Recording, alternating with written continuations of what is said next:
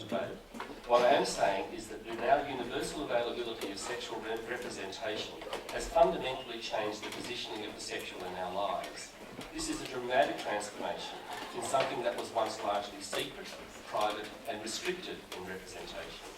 It is now impossible to conceive of sexuality outside this excess of sexual imagery.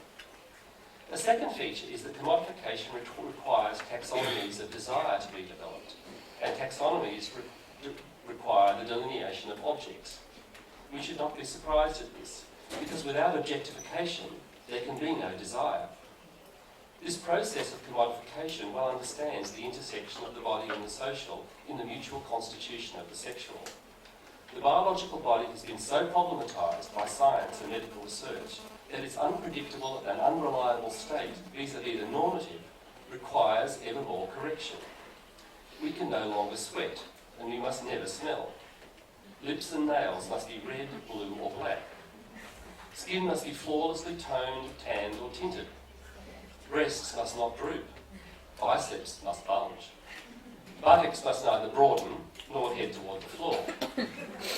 If any of these happen, we can buy better ones through services in the gym or products such as implants. Teeth must be white, straight, and never appear to be other than naturally yours. Hair cannot go grey or fall out and should not appear anywhere else on the body except the head. The body must be fit, tight and conform, and must never age. That body must live up to the expectation that it performs sexually in a manner commensurable with the appearance it struggles so hard to achieve. This is couched in terms of achieving one's true status as sex object to ensure one experiences all that is one's due in sex and thereby achieves the full formation of the self. For without objectification, we also cannot be desired. Individually, we risk sexual failure, marginalisation or exile unless we submit to a permanent reliance on commodities and technological fixes, changes and additives. Technological citizenship is the price of pulchritude. This process of subjectification, and in this the body is increasingly sexualised and erotically defined, is a limitless resource for commodification. But once the naked body is right, it's time to get dressed, and another whole story starts. I won't go into that because I'm sure you can see where an argument leads. A third point I want to turn to is another aspect of commodification, and that is the advent of taxonomies of desire increasingly developed through the internet. Many scholars are working now on sex and the internet. The issue I want to explore today is sex as digital performance. Let me note a website I wrote about a while ago, which I call My Cam for You, which I revisited while rewriting this paper, and at that moment there were 35,000 viewers and 1,600 live webcams online. This is one of many such sites in which amateur pornography is occurring right this second all around the world. These sites are all commercial in some way or other, with membership fees, advertisements, virtual money or digital currencies, but appear to be free. They are part of the new sexual commodities available today. When I first wrote about this site 10 years ago, that argument addressed an existing debate on the anonymity of the internet allowing sexuality and gender fluidity. At that time, however, I saw a shift from the uncertainties of bodies in IRC chat rooms, mud sites and the like, toward a new embodied certainty. I argued then that the body, particularly in photos of headless naked people and body parts, was often proof of biological sex, while noting that it was the audience that destabilised sexuality. This was a useful idea then, but I had not anticipated what was to come. On these sites, the user provides the labour to the site owner to market a product at a profit. Bodies become that product for sale, not just by the site users directly, but also by the site owner. The user's voluntary commodity production also receives wages, as pleasure, pride, a hookup, maybe sex acts, a fan club, and so on. This is a new level in the active production of the self, the sex object. Now the widespread availability and affordability of webcams marks a significant ratcheting up of the product. Not only is the product live, moving, talking, acting, but sex acts and performances are available for anyone to do and for anyone to watch. This has not only made nonsense of earlier debates about the indeterminacy of sex and gender on the internet, but also about the reality of virtual sex. More importantly, this publicisation of the private, this sale of the secret, has marked a dramatic shift in the history of sexuality. Clearly, sex has occurred in public before. Historically, however, sex was discursively, institutionally and materially confined to the private spheres of our lives, to homes and personal relationships, to marriages. Now, full disclosure of sexually engaged and ecstatic bodies and faces is becoming the norm on these websites. There would appear to be no shame attached to those involved. Indeed, wide online praise and applause attend these performances. I'm not suggesting that this is a majoritarian practice or, heaven forbid, a norm. Far from it. But the rapid spread of internet access globally offers the possibility that this kind of repositioning of unashamed, publicised, live sexual expression as a readily available commodity will bring change in its wake. Moreover, mobile phone technology is now deeply implicated in this publicisation and commodification. And although politicians might lose office in the United States for flashing their penises on phones, online amateur pornography is fast becoming a badge of honour. Where will it lead? Imagine the potential effects of this in sexually repressive regimes and cultures. The second feature of internet sex is the enormous increase in online dating, as it's coyly called. There are many commentators writing about this, so I won't go into the argument concerning sex and its availability. But I want to revisit an issue I wrote on elsewhere about the dissolution of sexual identities that has accompanied the rise of these online dating sites. I've often complained that the expansion of sexual identity categories beyond gay and straight is poor politics.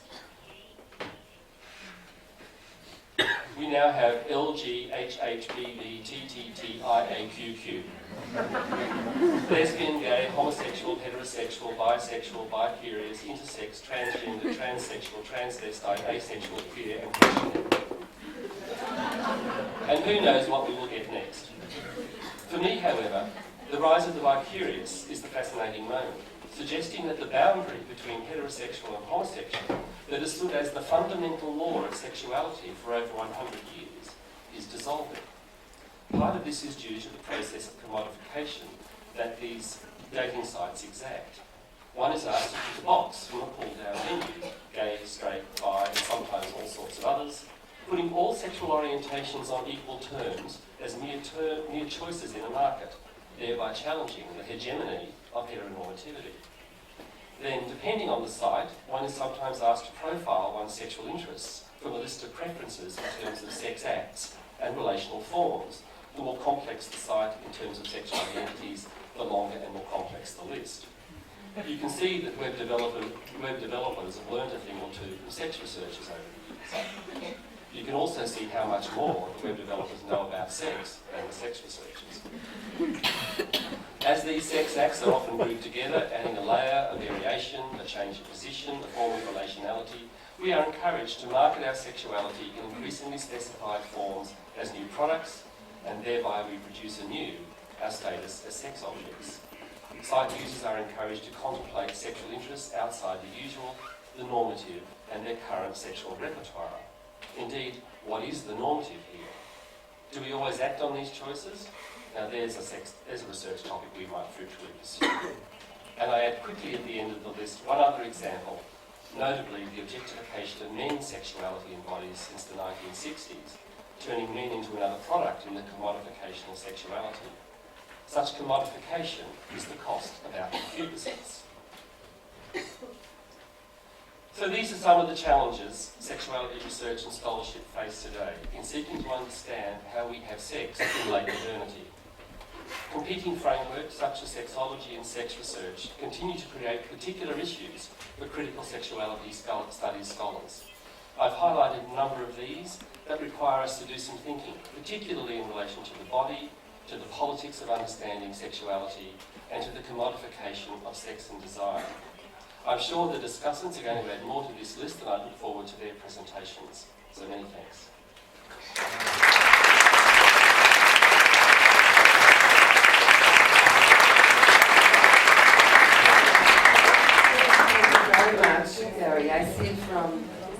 guys in the room that have really touched upon critical questions, and that we're going to have a very lively discussion after your intervention. I myself have listed lots of things here, but I'm going to contain myself.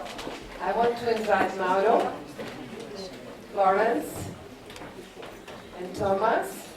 There's not much space here. I'm going to evict myself, okay? But after you come in and take a place, I'm going to go to that. Oh yeah, bring water, yes, we're going to need that. And, okay, that's good. The order of presentation is going to be as it is. Take your seat, I'm going to shift with you later, okay? So then you can, because I need the microphone here for 5 minutes. The order of interventions will be as listed in the program. Mauro is going to speak first, then we're going to have Thomas, and then we're going to have Thomas and then Lawrence. Each of you will have 10 minutes maximum, because we really want time to have discussion after that. And together with Gary and the commenters, we have decided that before giving the floor back to the plenary, I would like Gary to rapidly and briefly respond to the question of the discussants, not to get it lost in the full conversation that will come next. So, Mauro, you take my place.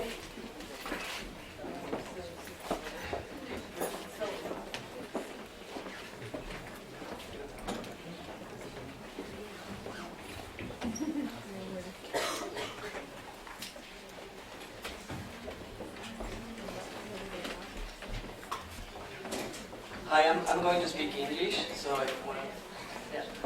But I'm saying that so they can understand. Sorry, I'm going to speak Spanish. Sorry. just a joke. Sorry about that.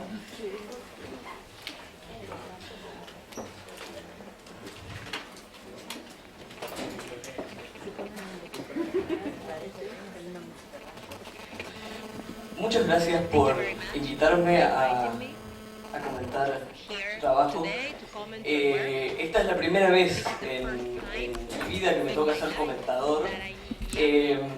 No tengo ninguna experiencia de cómo hacerlo, y ante su trabajo mi disyuntiva era, sabiendo que tenemos 10 minutos, si comentar todo lo que me gustó en su trabajo o señalar aquellas cuestiones que quisiera discutir. Y como mi lugar en general en las conferencias es ser un trans killjoy, de tratar de cumplir con ese lugar. Fundamentalmente me interesa en su trabajo este reconocimiento del modo en el que el cuerpo, entendido como cuerpo biológico, está imponiéndose con fuerza dentro de nuestras agendas teóricas y políticas. Y creo que sería interesante repensar, a la luz de esta suerte de regreso del cuerpo, en cuál es la relación que establecemos entre cuerpo y biotecnología, en la medida en la que me parece de que este regreso del cuerpo, como ha ocurrido en otros regresos, vuelve prácticamente imposible escindir el ámbito de lo puramente bioanatómico de la biotecnología como una matriz constitutiva de nuestros cuerpos.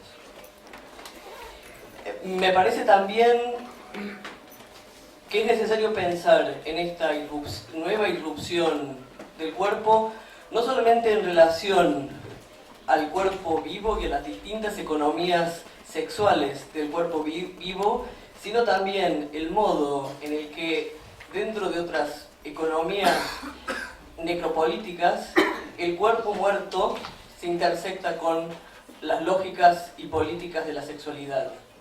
Pienso, y haciendo referencia a algo que usted mencionaba en su trabajo, estos evidentemente, y estoy de acuerdo con usted, no son buenos tiempos para la sexualidad, si podemos decirlo en términos generales. como usted bien decía, asistimos a la intensificación de ciertos pánicos morales y al recrudecimiento de la discriminación y la violencia homo-lesbo-transfóbicas o sostenidas en otros fundamentos relacionados con la sexualidad. Sin embargo, estos son momentos también donde la sexualidad se ha transformado en un argumento imperial, donde distintas naciones de la Tierra se encuentran bajo la realidad o la amenaza constante de la invasión en nombre, entre otros argumentos, de las políticas de liberación de la sexualidad. Y creo que cuando identificamos estos tiempos como tiempos difíciles en el ámbito de la sexualidad, debemos tener en cuenta también esa dimensión bélica de la defensa de la sexualidad que tiene, por ejemplo, uno de cuyos nombres es pinkwashing, el lavado rosa. Me parece también que esta dimensión geopolítica debe ser introducida dentro del modo en el que repensamos las cuestiones de orientación sexual e identidad de género, SOGI, que se identifica claramente como un problema en la relación entre el marco internacional de los derechos humanos y el modo en que a nivel social e individual se experimenta la sexualidad. Sin embargo, las economías de esta fórmula, SOGI, deben pensarse también, creo yo, a un nivel geopolítico, en la medida en que estos ejes cartesianos de la orientación sexual y la identidad de género son ejes producidos de manera constante por un movimiento de derechos humanos que se presenta como internacional, pero que está radicado y financiado desde el norte global.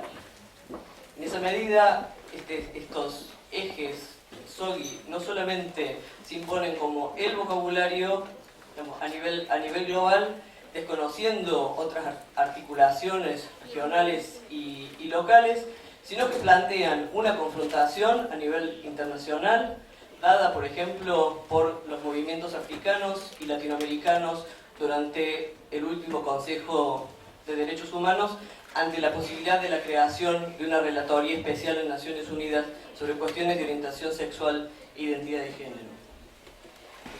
El punto que para mí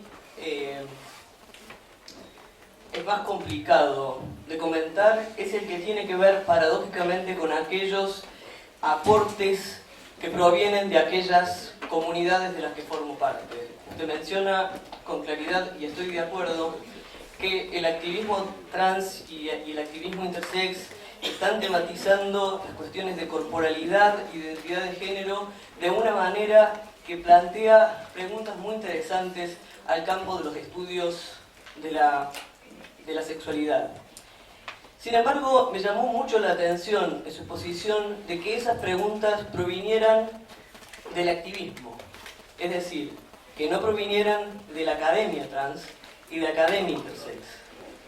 Porque me da la impresión de que dentro del campo de los estudios críticos de la sexualidad sigue produciéndose una distribución del trabajo donde los mismos sujetos siguen investigando a los mismos objetos de investigación. Y que en ese punto la tematización de las cuestiones de sexualidad desde el punto de vista trans y desde el punto de vista intersex sigue relacionada al activismo, pero no intersecta con la producción de una academia. Y creo que esa omisión es fundamental, porque si hay algo que ocupa a la academia trans y a la academia intersex, ese es el relegamiento de las cuestiones trans e intersex a objeto de estudio por una academia de la sexualidad que no es capaz de tematizar su propia posición de clase, de raza, pero también en realidad en relación a los ejes cis, trans, intersex. Mi propia renuncia al comité académico de esta misma conferencia tiene que ver con esa distribución, con tener a 2 activistas trans como comentadores, a ningún académico trans como orador y a ningún activista cis como orador principal. Es decir que soy parte, digamos, esta conferencia es parte de esta distribución del trabajo, que me sigue pareciendo está naturalizada y que es profundamente constitutiva de una relación injusta entre las comunidades que nombramos bajo siglas que parecen unificadas. Por último, para finalizar, quería recordarles que la Clasificación Internacional de Enfermedades está bajo un proceso intenso de revisión, que dentro de 1 año y medio o 2 años el mundo tendrá una nueva versión de la clasificación, la número 11, y que esa clasificación, según se dice,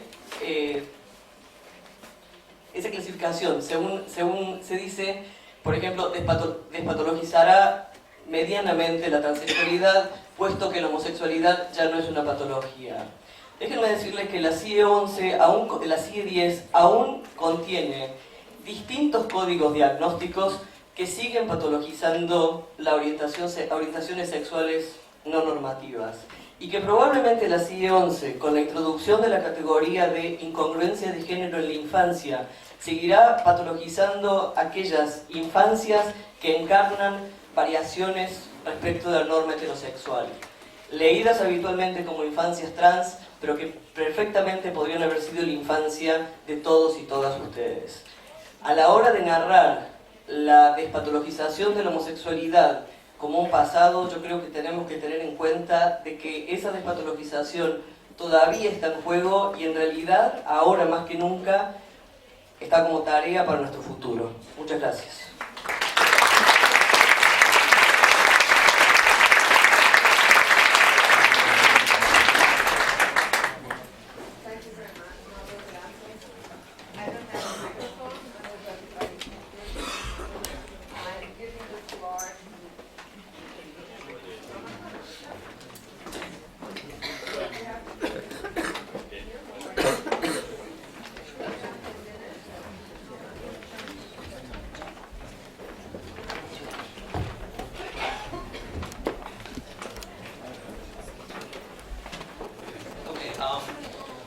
I'll speak English, and I just want to first say it's such a pleasure to be chosen to be a discussant, and it was a pleasure reading this document.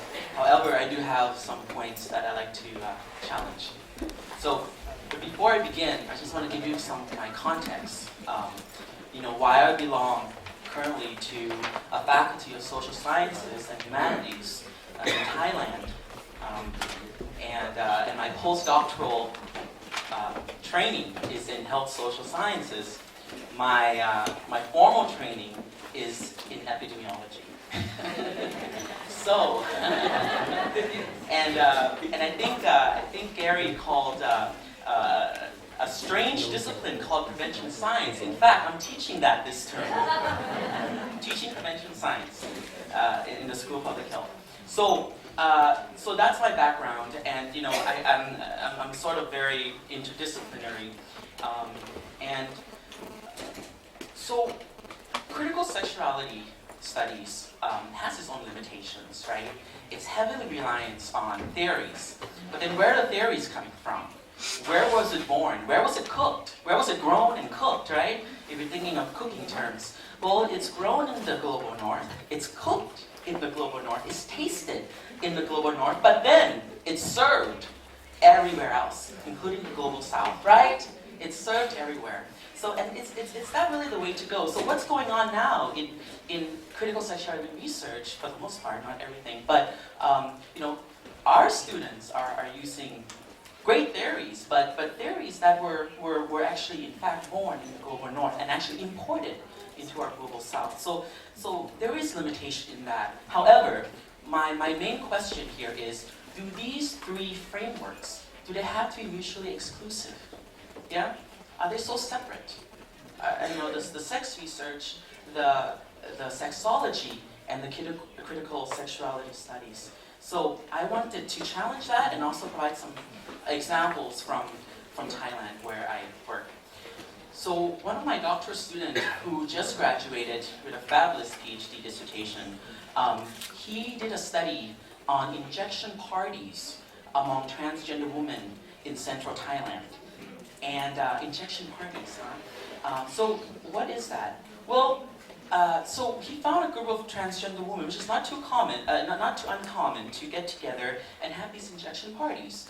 And what do they inject? Well, they inject all these things to make them beautiful, right?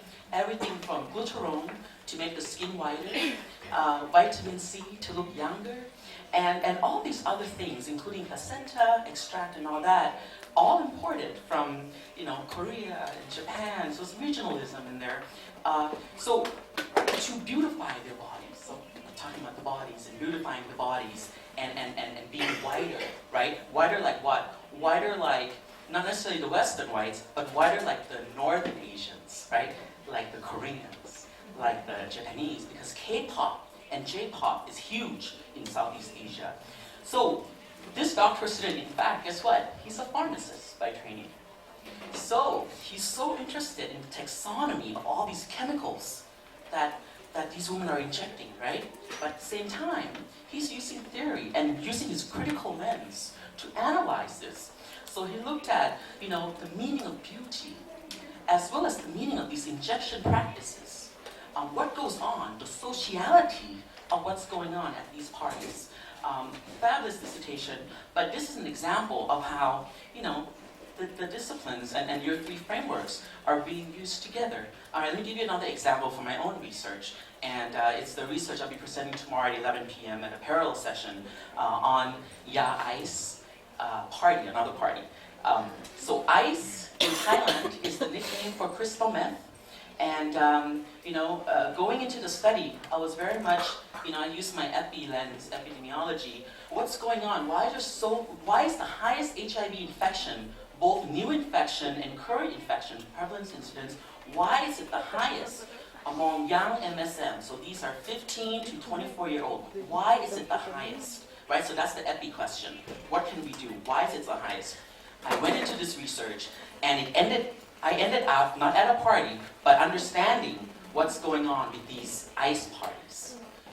So, in these ICE parties, which it begins online, and lots of technology, but also what you talked about, the commodification of the bodies. Because these guys have sexy bodies, white bodies, bulging muscles that you talked about, and use that to exchange for entrance into these crystal meth or ice parties where the guys who have the ice are less sexy, are older, are less beautiful, okay?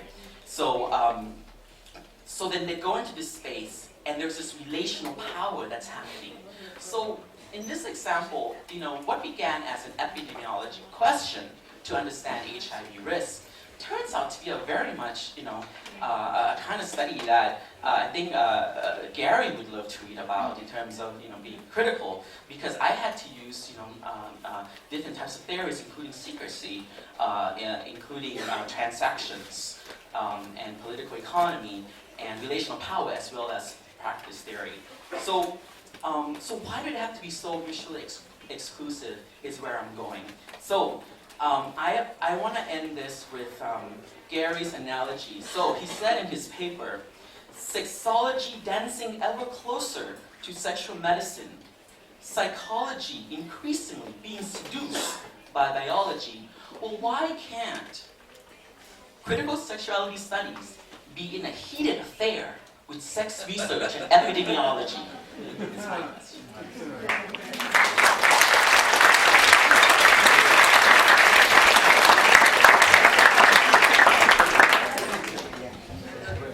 Lawrence, after you. You have your 10 minutes. Thanks for the time, Thomas.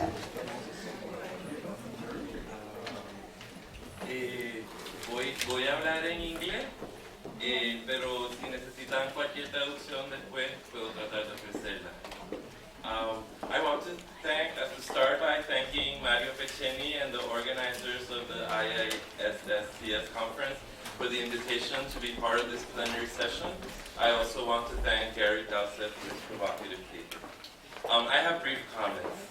I thought I would begin by stating my subject position as a Puerto Rican gay feminist who teaches in the United States, trained in literary, cultural, and performance studies, who identifies with and practices the queer of color critique, mostly in relation to queer Puerto Rican and more broadly Hispanic Caribbean cultural production, who teaches courses on women, gender, and sexuality, particularly on Latinas and Latinos in the United States, and about these issues in the Caribbean and Latin America. My interests have led me to publish mostly in relation to these fields. For example, my work on Puerto Rican queer migration, titled Queer Ricans, Cultures and Sexualities in the Diaspora. I am also a creative writer and performer, and I'm interested in how cultural productions relate to, complement, and challenge what we can do in academia or through scholarly research. I also understand myself to be in opposition to hegemonic queer studies or queer theory, which I consider to be a space of exclusion given its systematic lack of acknowledgement or of interest in questions of race and ethnicity, specifically with the insidious workings of racism. I understand I have an insider-outsider status at this conference as a person who is not trained in sexology or sex research. I studied Spanish. And as a person who practices a type of critical sexuality studies that is marked by second-wave feminism, but also, and perhaps even more, by women of color feminism, especially third world US women of color and Latin American feminism, and by younger third-wave feminists, and by ethnic studies. And I also am an insider-outsider status because this is my first time participating in this conference. I feel a profound affinity for queer activists and artists that question assimilationist tendencies and neoliberal incorporation by defending outsider positionalities. I can think of Matilda Bernstein Sycamore's anthology, Why Are Faggots So Afraid of Faggots? And the challenges raised there to homonormativity and homonationalism. I agree with the importance of understanding and differentiating between sexology, sex research, and critical sexuality studies, and seeing the interrelation of these as ways to understand sexuality and how to have sex in late modernity or in our contemporary time. I also agree with the core features of critical sexuality studies as identified or outlined by Gary, those being the centrality of theory, interdisciplinarity, origins in activism, non-institutional locations, and methodological innovations regarding qualitative field methods. I also agree that there is a need to focus on the body, the common understandings of sexuality, and the questions of sexuality as a product, or the increasing commodification of sex and sexuality. In this sense, I found Gary's paper a very useful historical overview and a provocation to think about a number of very pressing issues with global implications. At the same time, my personal interests really go in other directions that perhaps can be seen as complementary or perhaps suggesting different strategies and concerns. I believe these are of relevance to a discussion of contemporary sexualities, and now I'm going to mention three. The first is to understand cultural production, or culture broadly defined, or the culture generated by artists and writers and performers, as an archive of lived experiences, aesthetic imaginations, and alternative spaces for theory. In other words, to understand artists and writers and performers as theory makers, and to understand works of art from the past and works of art being generated right now as repositories of qualitative data about sexuality. The second is to see vernacular categories and vocabulary as something more than just pre-modern cultural remnants or expansions to the multiplication of sexual repertoires, specifically to see vernacular categories as just one more letter to be added to the very infelicitous acronym LGHHBBTTTIAQQ OLGHHBBTTIAQQ. What in Spanish we refer to la sopa de letras, or alphabet soup. So, for example, for me, understanding the historical and cultural specificity and evolution of words in Spanish such as loca and pato and marimacho or marimacha that are used in the Hispanic Caribbean is as important, if not more important, than understanding the circulation of new or old English language terms that quickly become hegemonic or that are presented as more modern, more relevant, and more useful, and that are always in dialogue with mainstream terms, even if this dialogue is not always acknowledged. Here, we could also mention the politics of translation. So, for example, such simple things as how to translate or not translate the word queer into Spanish or Portuguese, or into any other language, or even the acronym LGBT, which can be done by letters, LGBT, but in Puerto Rico was also turned into one word, el ibi. My personal interest in the word pato, which literally means duck, that stands for homosexual or non-gender conforming individual, similar to the Argentinian puto. En Puerto Rico es pato, aquí es puto. So my interest in the word pato, in the word loca, the feminine for madwoman, which is used as a synonym or epithet for fairy, faggot, queer, homosexual, has led me to trace the usages of these words in cultural productions, tying it to the research findings of social science scholars from sexuality studies such as Salvador Vidal Ortiz and Marisol Asensio, and to publish fiction, specifically my recent book of short stories, Abolición del Pato, or Abolición del Puto, or Abolition of the Dog, or Abolição da Bicha, or Abolição do Viado no Brasil. So the third suggestion would be to see the struggle against white supremacy and settler colonialism as intrinsic elements of any discussion to matters of gender and sexuality, particularly in intellectual traditions such as feminism and women's studies, LGBT studies, and queer theory and politics. And I think this ties to the commentaries by previous commenters about that unequal balance between the global north and the global south. So to conclude, I would pose a question of resistance to commodification, to racist, Eurocentric conceptions of ideal bodies, to the regimes of control of companies, international NGOs, and governments. Now that we have helped to identify the challenges, perhaps we can spend some time talking about how to resist, deconstruct, and challenge these anti-democratic tendencies. Thank you.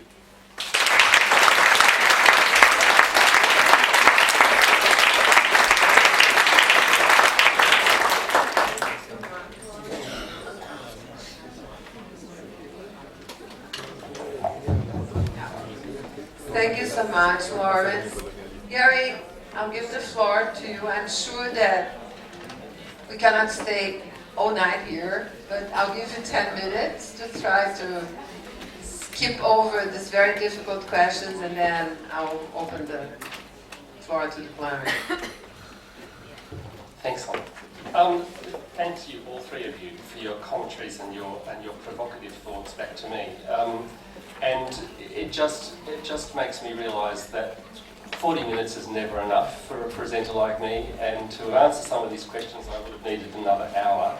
I'll start from the last set of comments and work my way up. I had two references in this paper to two books. One of them was called War Paint, which is the history of the relationship between Helena Rubinstein and Elizabeth Arden in the construction of the cosmetics industry in the 20th century in the United States. Because this particular relationship between these two women and the invention of modern cosmetics, and more importantly the invention of the marketing of modern cosmetics, to me was one of the most revealing accounts of sexuality I'd ever read that was not called an account of sexuality. The other night I was at the opera, and I went to see Aida here in Argentina. I'm a great opera queen, for want of a better word. I would love to have mentioned that performance of the opera in this paper.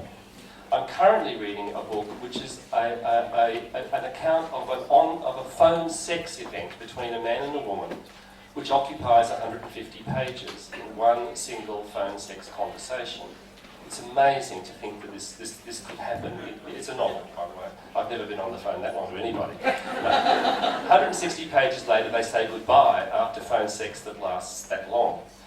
I absolutely agree with your point start moving outside the current fields of social science. I have a PhD student working on ballet students, men who dance in the professional ballet in Australia. I love having that project to work on because it's the first one. I was a ballet dancer as a child, so I just love this particular study. So for me, I didn't add in those other fields of work that I think are absolutely crucial to the whole field of critical sexuality studies. And I would not exclude them from my account of critical sexuality studies, indeed quite the opposite. While I focused on the relationship between the more social scientific and our fields in sexology as a starting point, to me, the contribution of the academic humanities as well as the arts to the construction of critical sexuality thinking and performance has been central to the whole 30 years or 40 years of its development. And I think I take the point and just simply say I couldn't do everything in one paper, but I think it's absolutely right to add that one in. I think Mauro's point about the lack of academics, in a sense, working in this kind of area, I think is a really interesting one. I mean, we do know that there are some international academics, transgender academics themselves who write about these issues, that they're not in this particular conference. So it's not impossible to find people who work in research and who are also established in their careers as transgender people. What it does remind me of, however, is the moment we are in history in the construction of fields of knowledge that are legitimate to investigate. And I'm struck by how, when I first started my career, not as an academic, I was an activist long before I became an academic. I was in my 40s before I actually became an academic. During all that period of time, the legitimacy of gay and lesbian studies did not exist in my country. And in fact, I am actually one of the, I think, five male out gay professors who work on gay studies in Australia. And I'm going to retire soon, I'm that old. But seriously, there aren't many people in what is not a legitimate field in many countries. And so I think we have whole issues here about the legitimation of fields of inquiry. But then we have problems about what constitutes the boundaries of the fields as we construct them as academic specialties. And I'm concerned about trans studies or crip theory for those very, very reasons. Not so much that they do not require academic pursuit and do need legitimation, but what do they do by constructing themselves as categories? We have all seen the problem of women's studies and gender studies in the last 30 years to see what the politics of this might be. So I think we're at a moment in history, and it isn't a good time for sexuality, so I don't see a huge blossoming of academic research on transgender issues for the time being. But there's an opportunity that has come about through HIV and AIDS to pursue this agenda faster than we ever had before. That too shapes a certain kind of debate, and I think is a worry. The third issue I want to combine, I'll tackle the question of why shouldn't we get into bed in a threesome with sexology and sex research. My main feeling is it wouldn't feel very nice. One of them would be counting, and the other counting how many orgasms, and the other one would be trying to get into my brain. And I really, really wouldn't want to be there with these people. Nice people as they are, and radical agendas as they are. I actually think we ought to, I really thought about this, I really put up right at the beginning of this paper the notion that these are competing and incommensurate epistemologies, that the very visions that they have of the object that they research are different things, and we ought to be very, very suspicious of simple alignments. It doesn't mean questions don't arise in one epistemology that then get answered in another, as your ICE project has done. But we need to be very, very thoughtful about collapsing these differences for the sake of middle-class manners or academic niceness or making a new department in university with everything in one name, and recognise the incommensurability, and that is the word we have to use, of these epistemologies in the way they understand human sexuality. And I think that's important for us to keep right up front in our politics as well as in our research. The last issue is one that you all raised about the role of the global north, and I'm going to play hard here on this one. I don't agree with you on this one. I actually think I'm sitting here in the geographic south in a culture that speaks a European language, which is largely a settler society from a European culture. I live in the geographic south in a culture, in a settler society that was largely settled by the European north. I have colleagues here in the room from South Africa who live in the geographic south, borrow epistemologies from the geographic north, but do not belong to the geographic north in the same way. And indeed, in all of your three comments, you deliberately distanced this part of the world and the issues of vernacular sexualities as if they bear no relationship to the geographic north or the global north, but in fact, of course, have their origins in 200 or 300 or 400 years of exposure between what we now call north and south. Now, for those of you that know Raymond Connell's work, I'm using the notion of Southern theory here. And that is that in Connell's analysis of the very rise of modern anthropology and sociology, it was the experience of being colonial powers which transformed the powers themselves into other places than they were before their imperialism. They too are products of the relationship between where they start and where they got to. So this, to use just simple Foucauldian analysis of power, this is a mutually constitutive relationship. This is not a relationship between dominator and dominated. And if there's the best example I can give you here, it's HIV and AIDS. We can no longer sit there and say after 30 years in the epidemic, it's just the West that runs AIDS. I've worked for WHO for 25 years. I've been in meetings in those places all the time. The dialogue between whatever is north and south, or income or low income, high income, middle income, no matter what the taxonomy is used, is a dialogue. It is not an imposition. It may be that the resources flow in one direction and resources bring power, but these are engagements. And one of Connell's main points in Southern theory is that in the geographic south, in Latin America in particular, in South Africa and in Australia and New Zealand, there have been what she calls antipodean standpoints developed. Engagements between our settler cultures and the metropoles of the north, which have produced third vantage points.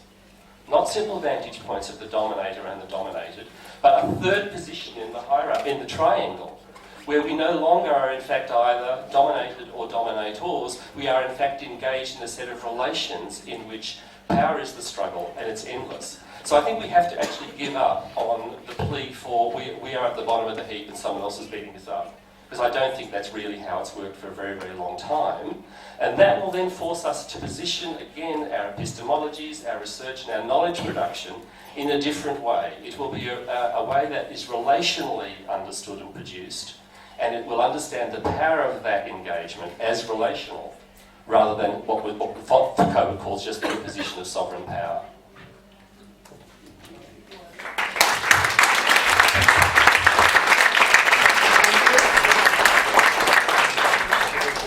Well, we have here material for a whole conference, but we don't have the privilege of doing so, so I'm opening the floor for the audience. Who wants to continue? Flo, Ross, Carlos?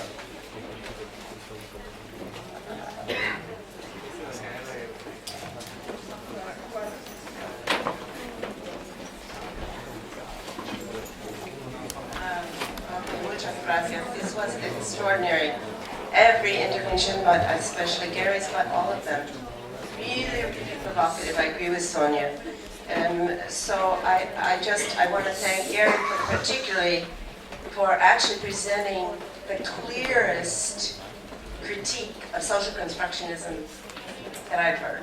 I mean, I know these critiques, but this was just exquisite. Thank you.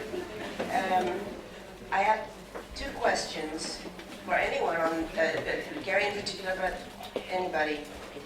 Gary, when you talk about the dissolution of sexual identities, you seem to be troubled. But I want to raise that maybe distinction between the dissolution of sexual identities and the bloody alphabet soup that we all think is ridiculous, and we have to critique because it conceals and, you know, it flattens differences of power. So the question is, how do we retain and celebrate, I would anyway, the dissolution of sexual identities into a plethora of many, many possibilities and many experiences without resorting to these very, you know, encrusted acronyms. How do we get out of the politics of acronyms? So that's one. And the second one has to do with what you call technological citizenship. Again, I perceived a kind of critique there. that associates technological citizenship with objectification and regulation. But I think it's some, I mean, even in Thomas's presentation, and thinking about, very personally, I have to say, as an aging person, can't we think that some of these experiences of engaging in body modification, technologies, the gym, all the things that we do to enhance our pulchritude very, very, very uselessly and in vain, are also fun, and they involve a kind of eroticism and pleasure. There's this other side to that, I think.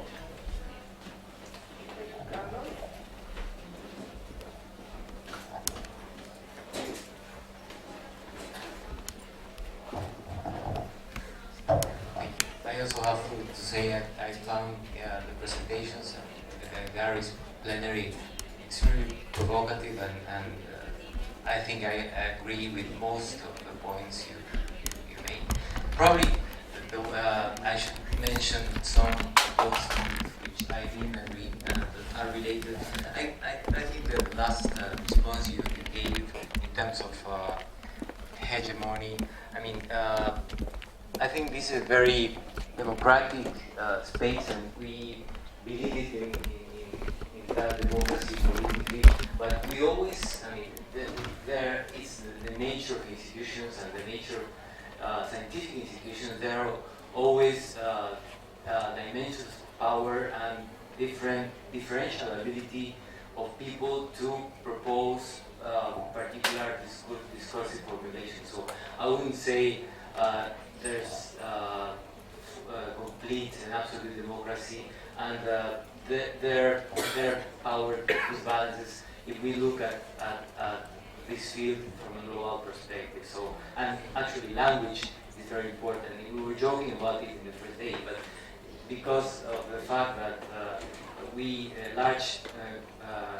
group of us express ourselves is in an easier fashion in Spanish than in English, creates a difficulty in terms of how we can contribute or argue in this kind of discussion.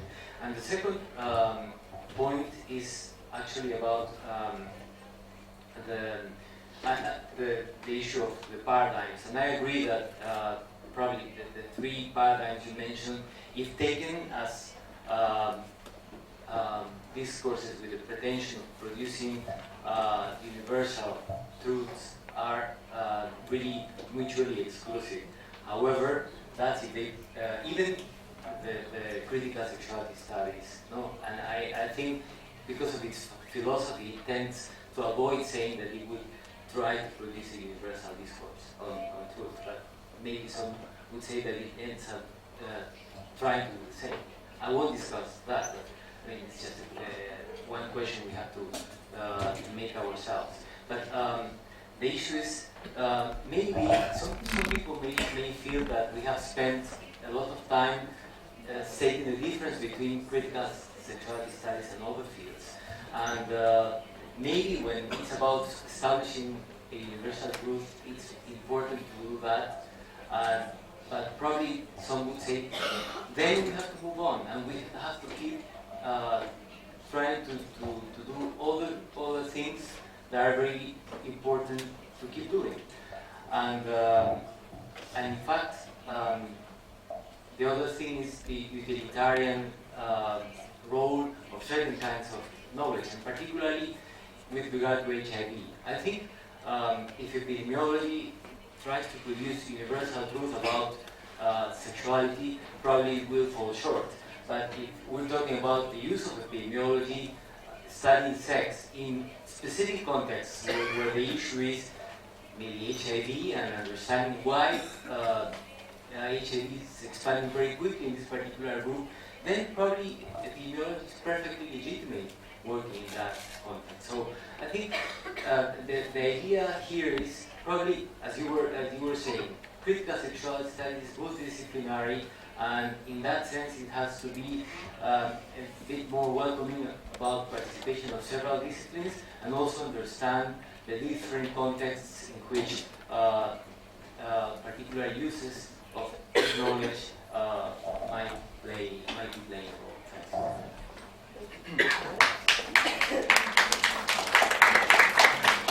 Spanish.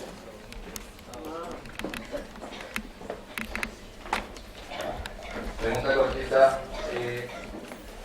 El texto de Gary es un texto que se ha escrito desde la tercera postura de las tres. De esa postura, ¿qué papel le cabe, si le cabe alguno, al psicoanálisis como estrategia de indagación sobre la sexualidad?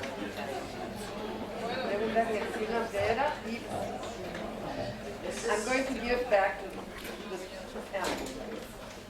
No, you go ahead. Yeah, just following my Portuguese is worse than my English, I think. And you were very courageous in your last answer. Right? Very courageous. And I do understand mostly and I agree with maybe what you said. But for example, when you say, and this is the following my question, psychology, sociology, anthropology, right? We in here in Brazil, and I think in Argentina would make it plural, right? And psychology, as you know it, from the English language, that's, I think, I was asking myself if this is a problem of language, of the power of language and the dissemination of what we produce, not in language, not in English, but in Spanish and Portuguese, for example, is the key issue that is bothering some people here in the room, in spite of my agreement with your courageous answer, you see? Because psychologists, as you know, it's not the psychology we do here in the South. Not in the South, I would say in South America, right? Psychoanalysis is different here, and the way we use epidemiology may be different, right? But the difficulties of disseminating it, because we speak a different language, we speak more than you know? We need, if you need 2 hours, we need 3 to explain. You know what I mean? So, what do you think about this? You know, I mean, not this north-south divide, but the language divide. And I was thinking of all of your comments. Thank you, Jerry, and I think Cabral is the panel that will react. Well, thank you very much for those questions. I'm not sure I've got answers to all of them, but I'll give it a shot. As a common answer to both of Ross's questions, I don't think anywhere in the paper I said that any of this was necessarily and only bad in terms of either the dissolution of identities or, although I share the nervousness about encrusted acronyms, what a great phrase, and it's like, I'm not so sure. I actually am very interested in this dissolution of categories and boundaries, partly because boundary formation has been the form of politics and sexual politics for at least 30 years. And I see the addition of categories in the alphabet soup as being largely about boundary formation in terms of sexual politics, and that they've been a boundary formation tactic that has been internal, while the politics has pretended to argue against heteronormativity. So while heteronormativity is kind of set up as the enemy, the actual fight has been internal to everything that's not heteronormative for an endless discussion within itself. And I think that's the danger of the politics that I think I share with you, Rosa. We see the danger in those politics. So I'm much more interested in the notion of dissolution of categories, because the funny thing is, the place where the dissolution is actually occurring at the moment the fastest is in the heteronormative. And I think that's really what's going on. If we really are interested in sexuality politics, we ought to be turning our attention not to the boundary fights that we have amongst ourselves over here and wherever over this side is, but to what is actually dissolving in front of our very eyes in what was once thought to be the common enemy. There, I think, as researchers and scholars, we're seeing something very, very interesting that is happening in the history of sexuality, in the Foucauldian sense of the history of sexuality. So I'm actually quite interested in watching. I think it's a very positive space in some kind of ways that we should get into. I also didn't want to give the impression that I'm against becoming a technosexual citizen. I've got implants in my teeth, I wear glasses, and I'm not going to tell you anything else about my body that you don't need to know. If anyone asks, you can see me privately. But seriously, what I'm suggesting is that we have to actually recognise this is where we are now at. A world run by neoliberal capitalism. And that we cannot divorce any of that argument from that particular framework. And so hence my nervousness about commodification and the technosexual citizen is because it can't be constructed as a mere pleasure. It is pleasure, some of it's pleasure. I love my moisturiser. But it can't only be constructed as pleasure because it is not necessarily being driven by pleasure. And the very pleasure that we are being asked to buy has been already shaped for us by the market forces that found the catchy phrase to sell it to us. So we really have to recognise that that's where this process is occurring on a global scale. And I think that's what I was trying to get across, and if that wasn't clear, that's where I was heading. In terms of Carlos, I made a strong argument, thank you Vera for noticing, in the end there, but I do think it does need to be made. I recognise the third side of the Southern theory argument is a complicated one, partly because I think particularly in South Africa and Australia and New Zealand, where the language of communication from the Antipodean theory development perspective is English, we do occupy a different space from Latin America, where the languages are not primarily English. And I think that does raise questions about comparative language. So I wasn't suggesting in my argument this is a level playing field at all. I wasn't saying that at all. What I was saying was we can no longer simply use a single axis of dominance and dominated in understanding that relationship. It is much more complicated than that.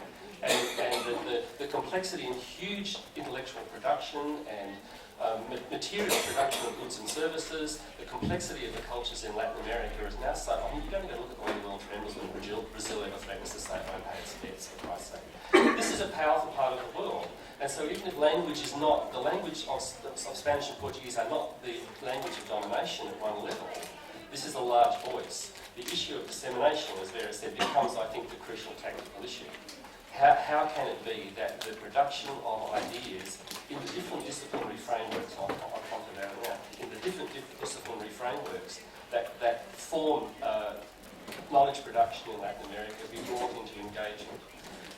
I don't know the answer to that question in terms of, and I don't want to say just go publishing in English, because I think that's really an offensive thing, and I think that's what's being said to us by the people who own the major dissemination forms in the world today. But I ask you to think about the Chinese right now. What are they doing with their huge intellectual production in this particular area, gender and sexuality? And you're not talking to them, and neither are the English speakers.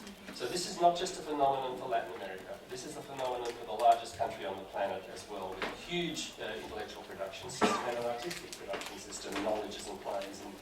So I think we need to think about this problem in those kinds of ways and recognise that this issue is not a simple axis of up or down, that it's a complex field in a particular way.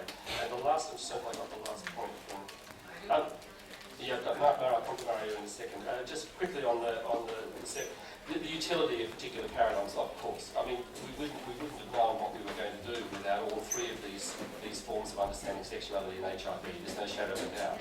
But you and I are both members of an association recently formed called the Association for the Social Science and Humanities in HIV, which just held its conference in Paris. Why are we members of that organisation? Because there's no room left for the social sciences and humanities in the major discourses of HIV in the main conferences anymore. So, yes, I don't mind the fact that epidemiology is quite useful, even if the category MSM is a nonsense, as we all know. But, yes, it tells us something. But I want it to listen to us too, instead of just simply saying, because we are the major paradigms, the more commonly understood paradigms, we're truthful. That was my point. So I don't deny the utility, and I see the need for a relationship, but it's got to be maintained as a critical relationship. Psychoanalysis. I don't know enough about psychoanalysis in Latin America, except that I do know that psychoanalysis has probably been historically a much larger and more complex intellectual tradition and clinical tradition in Latin America than it has probably almost anywhere else. And it retains a preeminent position in the intellectual framework in Latin America that it probably does not retain in the United States anymore in quite the same way. And certainly it did dominate Australian intellectual life in the post-First World War period. But now queer theorists using psychoanalysis are finding it very hard to get their voice heard. To me, it seems to me, I can't see how any critical sexuality studies scholar can turn their back on psychoanalysis.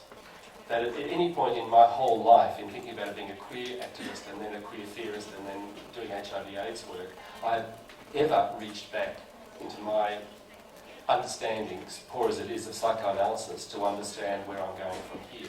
So it remains, as I think it did for feminism for a long time, until Juliet Mitchell, really early on, pushed psychoanalysis up into the framework. We've had periods when in gay theory, psychoanalysis has been pushed up into the framework. It's come back in queer theory in certain kinds of ways. So it seems to me that the fact that psychoanalysis is such a lively intellectual tradition in Latin America offers real possibilities if we had that dialogue that we're suggesting before. So that would be my only comment that I think I could make, Mario, to your question. Thank you.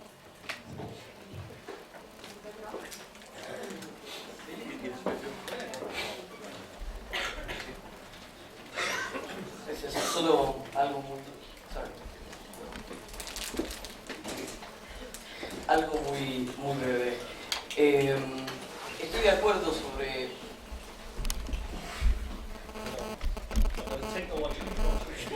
I can try in English, but it's my version of English. So okay. Solo algo muy rápido. Estoy de acuerdo con la necesidad de complejizar esta relación que en nuestra mesa parecía como una relación de dominación entre el norte global y el sur global, y en este lugar hemos hablado de la complejidad de esa relación en las posibilidades de leernos mutuamente atravesando distintas barreras idiomáticas y de las colaboraciones y competencias a nivel de la producción, de la teoría y de la circulación del documento. Pero creo que hay un dato que usted introducía al comienzo de su presentación, que por lo menos para mi perspectiva sigue siendo un dato clave, y ese dato es el financiamiento. Y cómo el financiamiento, el flujo del capital, distingue ciertos temas que son dignos de ser financiados y crea vocabularios que son posibles, como el vocabulario MSM, por ejemplo, y coloca a otros fuera del marco de lo posible, en tanto no pertenece al ámbito de lo financiable.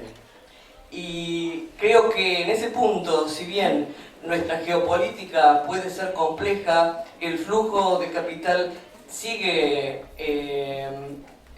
creando zonas de desigualdad que no pueden ser reducidas simplemente por señalar su complejidad. El modo en el que, por ejemplo, USAID está identificando países en el sur global donde intervenir a fin de salvar, digamos, minorías sexuales en peligro, habla claramente de una colaboración, pero que sigue flujos aún hoy colonialistas de capital. Y creo que no debemos pensar, porque de manera inocente, el modo en que el capital influye en la configuración, por ejemplo, de los estudios sobre sexualidad. Yo también voy a hablar en español. Pues para mí yo entendí la invitación a participar en esta mesa redonda como la oportunidad de crear una conversación. Entonces en realidad no es una cuestión sobre si estamos en acuerdo o desacuerdo contigo, sino cuáles son las posibilidades creadas en el momento en que tú nos presentas la invitación a pensar qué serían los estudios críticos de la sexualidad. O sea, tú presentas un modelo. Para mí los estudios críticos de la sexualidad tienen en su raíz la cuestión de la traducción. No puede haber estudios críticos de sexualidad sin una problematización y un debate constante sobre la traducción, porque los discursos se están dando en distintos lugares y se están imponiendo de distintas maneras. Entonces, para mí, personalmente, eso está en el centro. Creo que hubo una mal representación de mi posición y tal vez no expliqué lo suficiente o no se entendió. Pero yo vivo en el norte global, donde estudio la producción intelectual y cultural de personas que vienen del sur global. Estas peleas se están dando dentro de los Estados Unidos debido al racismo, el etnocentrismo y la falta de tolerancia e interés en la cuestión del racismo dentro de los estudios de la sexualidad. Entonces yo hablo desde el norte sobre las peleas que tenemos en el norte y que muchas veces no llegan al sur. Entonces cuando yo hablo de Queer of Color Critique, pues no expliqué, pero yo estoy hablando de las peleas que hay entre afroamericanos, latinos, indígenas americanos, asiáticos americanos y nuestros compañeros angloamericanos y blancos que excluyen, no reconocen y no validan el conocimiento que nosotros estamos creando en los Estados Unidos y que ahora mismo no circula fuera de Estados Unidos, que yo sepa, excepto tal vez en algunos casos muy puntuales, y por supuesto en el momento que también se empiece a traducir y circular y circule aquí de manera imperialista, pues también sería un problema, pero todavía no estamos ahí, ¿verdad? Entonces para mí ese es el contexto en el que yo me encuentro, dentro de los Estados Unidos, donde no se reconoce no solo la producción cultural de América Latina, sino la que nosotros mismos que vivimos en el mismo país estamos haciendo. Entonces, y lo otro es, pues nada más, mencionar de nuevo la especificidad, para mí la importancia de los conocimientos y las categorías locales como pato o puto, porque pues nada, eso es lo que soy, a eso me dedico, eso es lo que estudio, entonces para mí eso está en el centro de los estudios críticos de sexualidad.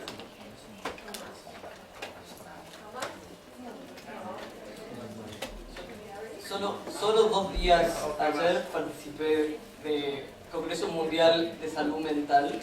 Había una mesa sobre homosexualidad y un psiquiatra peruano afirmó que el problema de los homosexuales es que solo se dedican a la homosexualidad. Bueno, gracias.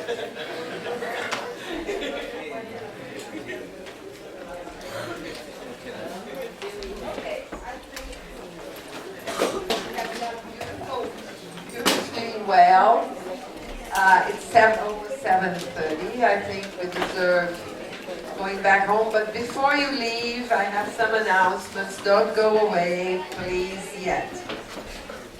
There's again the call for somebody who may have found a black backpack. It's really important because apparently there's a passport in that backpack. So people is looking, the person is looking for a backpack and a passport. Huh? And also, I have the assignment by the Secretariat to tell you how to get to the Centro Cultural Borges if you want to go to the exhibition of the abortion struggle in Mexico that is inaugurated there. By subway, you pick up the subway, it's 15 minutes, go to Avenida Corrientes, Callao station, and then take beeline until Florida. Walk to Florida, pedestrian street, until Viamonte, and then you find the Centro Cultural Borges.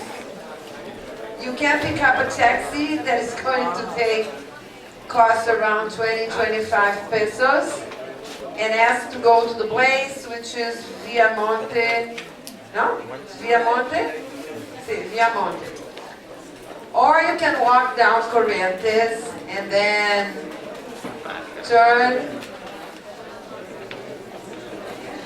go down and try to find the way to Florida if you want to walk a little bit more, okay? Thank you very much.